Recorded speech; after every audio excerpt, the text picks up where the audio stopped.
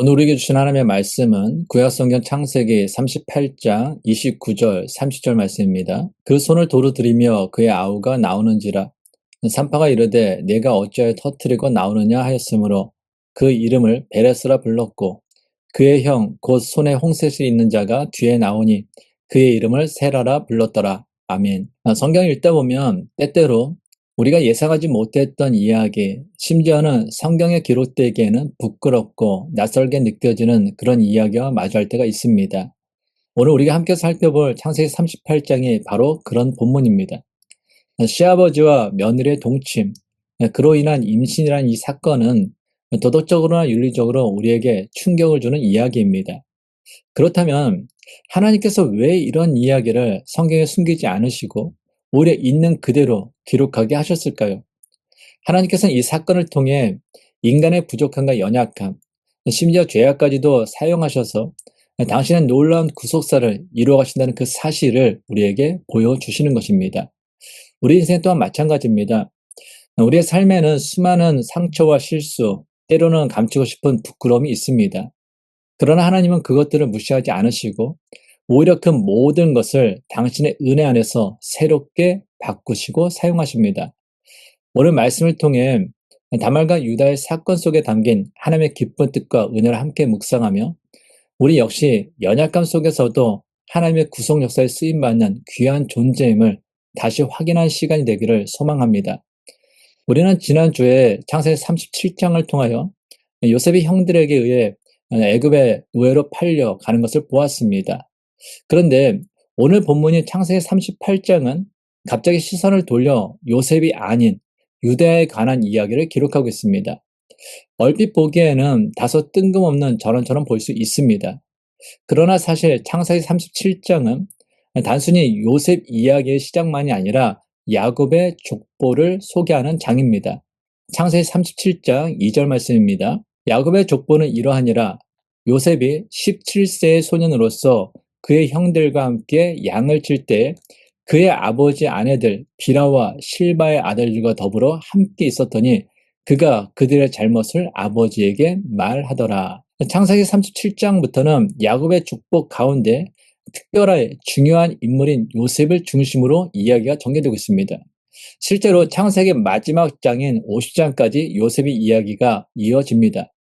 그러나 족보라는 관점에서 보면 야곱의 다른 아들들, 특히 장차 메시아의 계보와 직접 연결되는 유다에 대한 기록이 등장하는 것은 결코 우연이 아닙니다. 따라서 오늘 본문 창세기 38장에 유다의 이야기가 끼어 있는 것은 어쩌면 당연한 것이며 하나님께서 족보 속에서 어떻게 구속사를 이어가시는지를 보여주는 중요한 연결고리라 할 수 있습니다. 오늘 본문 1절 말씀입니다. 그 후에 유다가 자기 형제들로부터 떠나 내려가서 아둘람 사람 히라와 가까이 하니라. 유다는 자기 형제들로부터 떨어져 나와 아둘람 사람 히라와 가까이 지내게 되었습니다. 여기서 아둘람은 가나안 땅에 있는 성읍입니다. 따라서 히랄은 곧 가나안 사람이었음을 알 수 있습니다. 문제는 바로 이 지점에서 시작되었습니다. 유다가 가나안 사람들과 어울리기 시작하면서 결국 가나안 사람 수아의 딸을 아내로 맞아 세 아들을 낳게 됩니다. 오늘 보면 2절부터 5절 말씀입니다. 유다가 거기서 가나안 사람 수아라는 자의 딸을 보고 그를 데리고 동침하니 그가 임신하여 아들을 낳으면 유다가 그의 이름을 에리라 하니라. 그가 다시 임신하여 아들을 낳고 그의 이름을 오난이라 하고 그가 또다시 아들을 낳고 그의 이름을 셀라라 하니라. 그가 셀라를 낳을 때 유다는 거십에 있었더라. 그런데 이것은 단순한 혼인의 문제가 아니라 하나님께서 아브라함과 이삭 그리고 야곱에게 반복해서 말씀하신 언약의 계보와 신앙의 순결성에 심각한 위협이 될 수 있는 선택이었습니다. 실제로 아브라함은 아들 이삭을 위해 가나안 여인과 결혼을 철저히 피하겠습니다. 그래서 종 엘리에셀을 고향으로 보내 리브가를 데려오게 했습니다. 야곱 또한 형 에서가 가나안 여인과 결혼했을 때 부모의 근심이 된 것을 알고 외삼촌 라반의 집으로 가서 레아와 라헬을 아내로 맞이했습니다. 이런 맥락에서 본다면 유다가 가나안 여인과 결혼했다라는 사실은 단순한 개인의 선택이 아니라 신앙의 계보에 영향을 주는 문제였던 것입니다. 오늘 본문 6절 말씀입니다. 유다가 장자 엘을 위하여 아내를 데려오니 그의 이름은 다말이더라. 유다는 장자 엘을 위해 다말을 아내로 맞이하게 됩니다. 그러나 성경은 곧바로 충격적인 사건을 기록합니다. 장자 엘이 여호와 보시기에 악을 행하였으므로 자식도 없이 죽게 된 것입니다. 오늘 보면 7절 말씀입니다. 유다의 장자 엘이 여호와 보시기에 악함으로 여호와께서 그를 죽이신지라. 성경은 엘이 구체적으로 어떤 죄를 지었는지는 밝히지 않습니다. 다만 하나님 보시기에 악하였고 그 악으로 인해 심판을 받았다라는 사실만을 기록합니다. 이것은 엘의 죄가 단순히 외적인 잘못 하나가 아니라 하나님 앞에서 그의 삶 전체가 악하다고 규정될 만큼 근본적인 불순종과 타락 가운데 있었다라는 것을 보여줍니다. 학자들은 엘의 죄악이 가나안 풍습과 우상 숭배에 물든 삶이었을 가능성과 혹은 언약의 가문의 장자로서 하나님을 거스르는 태도였을 것으로 해석하고 있습니다. 그러나 성경이 그 구체적인 내용을 밝히지 않기 때문에 정확하게 알 수는 없습니다. 여기서 중요한 것은 여호와 보시기에라는 말씀입니다. 하나님께서 사람의 마음과 행위를 감찰하시며 그분 앞에서는 숨길 수 있는 죄가 없다라는 것을 강조하는 것입니다. 따라서 엘의 죽음은 단순히 한 사람의 비극이 아니라 하나님 보시기에 악을 행하는 삶이 어떤 결과를 맞이하는지를 보여주는 경고의 사건입니다. 그래서 참된 그리스도의 가치는 아무도 보지 않는 곳에서 드러납니다. 왜냐하면 참된 그리스도인은 늘 언제나 어디서나 나와 함께 하시는 하나님을 인식하며 살아가기 때문입니다. 그래서 진정한 예배는 예배당이 아닌 일상의 삶의 현장에서 삶으로 드려지는 것이며 완성되는 것입니다. 그리고 성경은 이 사건을 통해 자연스럽게 다음 장면으로 이어집니다. 당시 고대 근동사회에서는 계대 결혼, 형사 취수제라는 관습이 있었습니다. 형이 자식이 없이 죽으면 그 동생이 형수와 결혼하여 형의 이름으로 자손을 이어가는 제도였습니다. 모세 율법에도 이 규례가 명확히 규정되어 있습니다. 신명기 25장 5절 6절 말씀입니다. 형제들이 함께 사는데 그중 하나가 죽고 아들이 없거든 그 죽은 자의 아내는 나가서 타인에게 시집가지 말 것이요 그의 남편의 형제가 그에게로 들어가서 그를 맞이하여 아내로 삼아 그의 남편의 형제들 의무를 그에게 다 행할 것이요 그 여인이 낳은 첫 아들이 그 죽은 형제의 이름을 잊게 하여 그 이름이 이스라엘 중에서 끊어지지 않게 할 것이니라. 아멘. 이에 따라 둘째 아들 오난이 다말과 동참하게 됩니다. 그러나 성경은 오난의 행위를 이렇게 기록합니다. 오늘 본문 9절 10절 말씀입니다. 오난이 그 씨가 자기 것이 되지 않을 줄 알므로 형수에게 들어갔을 때 그의 형에게 씨를 주지 않으려고 땅에 설정하며 그 일이 여호와 보시기에 악함으로 여호와께서 그도 죽이시니. 오난은 겉으로는 계대견의 의무를 행하는 것처럼 보였지만 실제로는 형의 이름으로 자손이 이어지는 것을 원하지 않았습니다. 그는 자기의 유익만을 위해 형수 다말과 관계를 하면서도 고의적으로 씨를 잇지 않았습니다. 하나님이 이러한 오난의 이기적이고 불순적인 태도를 악으로 보셨고 결국 그도 형 엘과 같이 죽게 하셨습니다. 이처럼 엘과 오난 두 아들이 연이어 하나님의 심판을 받고 죽자 유다는 극심한 두려움에 사로잡히게 됩니다. 그는 셋째 아들 셀라마저 죽을까 염려하여 다말을 친정으로 돌려보내며 이렇게 말합니다. 오늘 본문 11절 말씀입니다. 유다가 그의 며느리 다말에게 이르되 수절하고 내 아버지 집에 있어 내 아들 셀라가 장성하기를 기다리라 하니 셀라도 그 형들같이 죽을까 염려함이라. 다말이 가서 그의 아버지 집에 있으니라. 하지만 여기서 중요한 것은 유다가 진심으로 셀라를 다말에게 주려는 뜻이 없었다라는 점입니다. 성경에 기록하듯 유다는 마음속으로 다말이 내 아들들을 죽게 만든 여자라는 생각을 품고 있었습니다.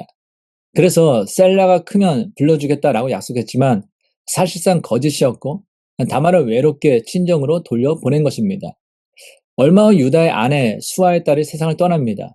유다는 아내의 죽음을 애도한 뒤 위로를 받은 후 친구 아둘람 사람 히라와 함께 양털 깎는 일꾼들이 있는 딥나로 올라갑니다. 딥나는 베들레헴 서쪽 약 15km 정도 떨어진 성읍으로 유다의 양떼가 있던 곳이며 다말의 집과도 멀지 않은 곳이었습니다. 그래서 다말은 유다가 딥나에 올라왔다라는 소식을 듣게 됩니다. 그리고 시아버지 유다에게 속아 자식도 없이 버려진 과부로 남게 된 이 다말은 목숨을 건 계략을 세웁니다. 오늘 보면 14절 말씀입니다. 그가 그 과부의 의복을 벗고 너울로 얼굴을 가리고 몸을 휩싸고 딥나 길곁 에나임 문에 앉으니 이는 셀라가 장성을 보았어도 자기를 그의 아내로 주지 않음으로 말미암음이라. 다말은 과부의 의복을 벗고 너울을 써서 얼굴을 가린 채 창녀로 가장한 후 딥나 길곁 에나임 문에 앉았습니다. 그리고 그녀의 계략대로 길가에 앉아있던 다말을 본 유다는 며느리인지 알아보지 못하고 그녀와 함께 하룻밤을 보냅니다. 오늘 본문 16절부터 18절 말씀입니다. 길 곁으로 그에게 나아가 이르되 청하건대 나로 내게 들어가게 하라 하니 그의 며느리인 줄 알지 못하였음이라. 그가 이르되 당신이 무엇을 주고 내게 들여오르느냐. 유다가 이르되 내가 내 떼에서 염소 새끼를 주리라. 그가 이르되 당신이 그것을 줄 때까지 담보물을 주겠느냐. 유다가 이르되 무슨 담보물을 내게 주랴. 그가 이르되 당신의 도장과 그 끈과 당신의 손에 있는 지팡이로 하라. 유다가 그것들을 그에게 주고 그에게로 들어갔더니 그가 유다로 말미암아 임신하였더라. 유다는 하룻밤의 대가로 염소 새끼를 주겠다라고 약속합니다. 그래서 다말은 담보로 유다의 신분을 상징하는 도장과 끈과 그리고 지팡이를 요구합니다. 결국 유다는 그것들을 맡기고 다말과 동침하게 되었고 다말은 유다로 말미암아 임신하게 됩니다. 이후 유다는 친구 히라를 통해 염소 새끼를 보내 담보물을 돌려받으려 했지만 그곳에서 다말을 찾을 수 없었습니다. 심지어 그 지역에는 창녀가 없다라는 말을 듣게 됩니다. 유다는 체면을 지키기 위해 포기하며 말합니다. 오늘 보면 23절 말씀입니다. 유다가 이르되 그로 그것을 가지게 두라. 우리가 부끄러움을 당할까 하노라. 내가 이 염소새끼를 보냈으나 그대가 그를 찾지 못하였느니라. 그렇게 시간이 흐른 후 3달이 지나 다말이 임신했다라는 소식을 유다가 듣게 됩니다.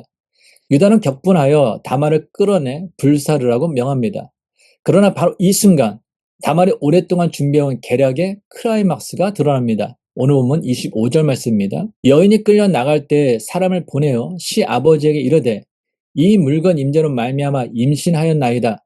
청하건대 보소서 이 도장과 그 끈과 지팡이가 누구의 것이니까 한지라. 다말은 유다의 도장과 끈과 지팡이를 내밀며 임신한 아이의 아버지가 바로 유다임을 밝힙니다. 이때 유다는 자신의 잘못을 깨닫고 이렇게 고백합니다. 오늘 보면 26절 말씀입니다. 유다가 그것을 알아보고 이르되 그는 나보다 옳도다. 내가 그를 내 아들 셀라에게 주지 아니하였음이로다 하고 다시는 그를 가까이 하지 아니하였더라. 이 고백은 유다가 다말의 행동을 정당화했다기보다는 자신이 며느리 다말에게 한 약속을 지키지 않은 잘못을 인정한 것입니다. 다말은 더 이상 자녀 없이 버려진 과부가 아니라 유다의 후손을 잉태하는 어머니가 되었고 그 결과 베레스와 세라라는 쌍둥이를 낳게 됩니다. 오늘 보면 29절 30절 말씀입니다. 그 손을 도로 들이며 그의 아우가 나오는지라. 산파가 이르되 내가 어찌하여 터뜨리고 나오느냐 하였으므로 그 이름을 베레스라 불렀고 그의 형 곧 손에 홍색실 있는 자가 뒤에 나오니 그의 이름을 세라라 불렀더라. 지금까지 살펴본 것처럼 오늘 본 창세기 38장은 성경에 기록되기에는 너무나 부족해 보이는 이야기입니다. 시아버지와 며느리의 동침, 그로 인한 임신이라는 수치스럽고 충격적인 사건이 기록되어 있기 때문입니다. 그럼에도 불구하고 성경은 이 사건을 숨기거나 삭제하지 않고 있는 그대로 기록합니다. 그 이유는 무엇입니까?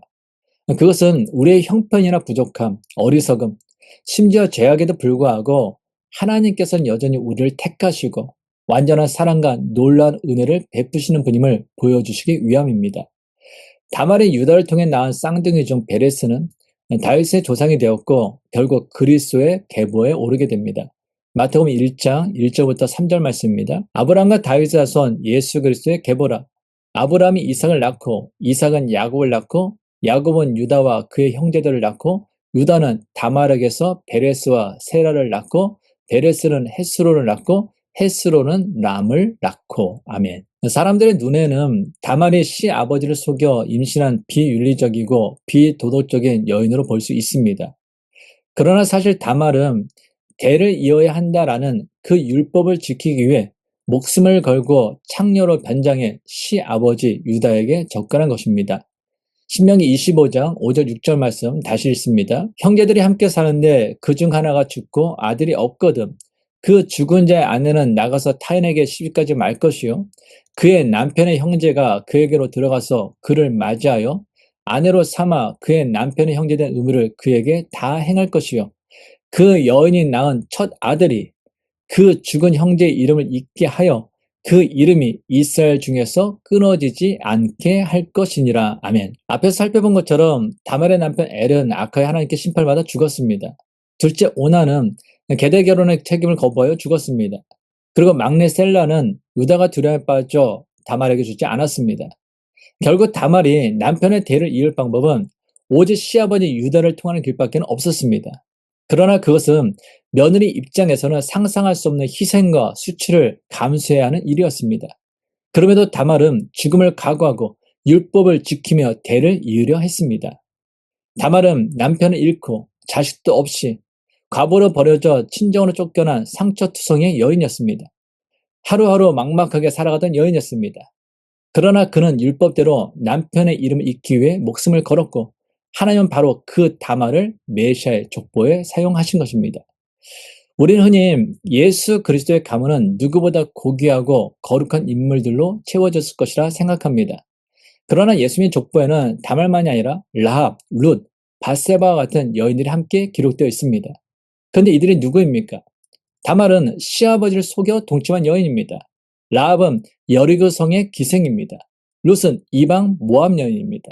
밧세바는 다윗과 간음한 여인이었습니다. 그럼에도 불구하고 하나님은 그들을 통하여 예수 그리스도의 족보를 이어가셨습니다. 이것은 그들의 출생 선분이나 과거의 흠과 상관없이 하나님께서 무조건적인 선택과 완전한 사랑과 은혜를 그들에게 베푸셨음을 보여줍니다. 그리고 이들 네 여인에게는 공통점이 있었습니다. 다말은 죽음을 무릅쓰고 율법대로 남편의 대를 잇고자 했습니다. 라합은 기생이었지만 여호와 하나님이 하늘과 땅의 주권자이심을 믿고 정탐꾼을 숨겨주었습니다. 룻은 모압 이방 여인이었지만 시어머니 나오미를 따라 하나님만을 섬기기로 결단했습니다. 밧세바는 죄악 가운데 있었지만 하나님의 뜻대로 솔로몬을 왕으로 세우는 일에 중요한 역할을 감당했습니다. 이들은 모두 실수와 실패, 연약함과 부족함, 어리석음과 죄가 있었던 사람들입니다. 그러나 그럼에도 불구하고 그들은 하나님을 믿었고 하나님의 뜻을 쫓아 최선을 다했습니다. 하나님은 바로 그러한 사람들을 통해 당신의 놀라운 사랑과 은혜를 드러내셨습니다. 무엇보다도 다말과 라합과 룻과 밧세바의 이름이 예수님의 족보에 기록된 것은 단순한 우연이 아닙니다. 그들의 연약함과 흠, 죄와 실패까지도 하나님께서 사용하셔서 결국 예수 그리스도의 오심으로 이어지게 하셨습니다. 이는 하나님께서 우리의 모든 연약함과 죄도 구속사의 도구로 사용하신다라는 놀라운 의를 보여줍니다. 그리고 예수 그리스도께서는 그 족보의 끝에서 바로 우리의 모든 죄와 수치, 실패와 상처를 십자가 위에서 담당하셨습니다. 고린도후서 5장 21절 말씀입니다. 하나님이 죄를 알지도 못하신 이를 우리를 대신하여 죄로 삼으신 것은 우리로 하여금 그 안에서 하나님의 의가 되게 하려 하심이라. 로마서 5장 8절 말씀입니다. 우리가 아직 죄인 되었을 때 그리스도께서 우리와 죽으심으로 하나님께서 우리에 대한 자기의 사랑을 확증하셨느니라. 아멘. 말씀대로 예수님은 우리가 여전히 죄인 되었을 때 우리의 죄를 짊어지시고 우리에게 하나님의 의를 입혀주심으로 우리에 대한 하나님의 사랑을 확증하셨습니다. 다말처럼 버려진 사람, 라합처럼 죄인으로 손가락질 받던 사람, 룻처럼 이방인으로 소외된 사람, 밧세바처럼 실패한 사람, 그 모든 이들을 하나님은 사용하셔서 예수 그리스도의 오심으로 이어가게 하셨습니다. 그리고 예수님은 십자가에서 우리의 모든 죄와 수치, 실패와 상처를 덮으시고 부활을 통해 새 생명의 길을 열어주셨습니다. 사랑하는 여러분, 우리도 인생을 살아가면서 잘 될 거야, 행복할 거야, 인정받을 거야 라는 기대를 품지만 우리의 기대와는 다르게 현실은 종종 무너져 내립니다. 다말처럼 뜻하지 않은 고난과 슬픔, 상처와 아픔 속에서 좌절할 때도 있습니다. 그러나 그럴 때일수록 우리는 우리의 형편과 상황이 아니라 언제나 변함없이 우리를 사랑하시는 하나님을 바라보아야 합니다. 하나님의 뜻을 이루는 삶을 살아가야 합니다. 그럴 때 하나님은 우리를 다말처럼 하나님의 놀라운 계획을 이루는 믿음의 사람으로 사용하시며 하나님의 자녀답게 세워 가실 것입니다. 하나님 아버지, 오늘 말씀을 통해 우리의 연약함과 죄, 실패와 수치까지도 하나님의 구원 역사 속에서 사용하시는 놀라운 은혜를 보게 하시니 감사합니다. 다말과 같이 버려진 자, 라합과 같이 죄인으로 손가락질 받던 자, 룻과 같이 소외된 자, 밧세바와 같이 넘어졌던 자까지도 주님께서 사용하셔서 메시아의 길을 준비하게 하셨습니다. 오늘 우리도 부족하고 연약하지만 주님께서 십자가와 부활의 은혜로 덮으시고 새 생명의 길로 인도하심을 믿습니다. 주님, 우리들이 어떤 상황 속에서도 버려진 자가 아니라 하나님의 자녀요, 구속사에 쓰임받는 귀한 존재임을 잊지 않게 하옵소서. 어떤 상황 속에서도 늘 주님을 바라보며 믿음과 소망 가운데 살아가게 하옵소서. 이제는 우리 주 예수 그리스도의 십자가 은혜와 하나님 아버지의 크신 사랑과 성령님의 위로와 교통하심이 오늘 말씀을 통해 연약함 속에서도 역사하신 하나님의 은혜를 깨닫고 십자가의 은혜와 부활의 소망을 붙들며 살아가기 결단하는 모든 하나님의 사람들과 그 가정과 자녀들과 일터 위에 지금부터 영원토록 함께 하시기를 간절히 축원하옵나이다. 아멘.